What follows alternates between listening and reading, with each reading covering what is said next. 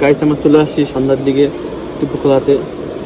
সে বাগডোগরার ভিতরে সুন্দর একটা পরিবেশ, নিরিবিলি জায়গা, একদম নিরিবিলি জায়গা আছে এখানে। একটা নদী আছে, ক্যাফে বানানো আছে এখানে। ক্যাফে বন্ধ হয়ে গেছে, ক্যাফেটা বন্ধ আছে।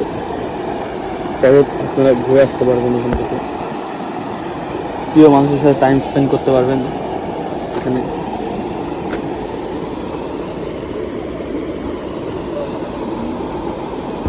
পরবর্তী নতুন একটা ভিডিও আপলোড করব। ভিডিও দেখার জন্য আমার চ্যানেলের সাথে থাকুন। ভালো লাগলে কমেন্ট, লাইক, শেয়ার করে দেবেন, যাতে অন্য কাউ দেখতে পারবে জায়গাটা।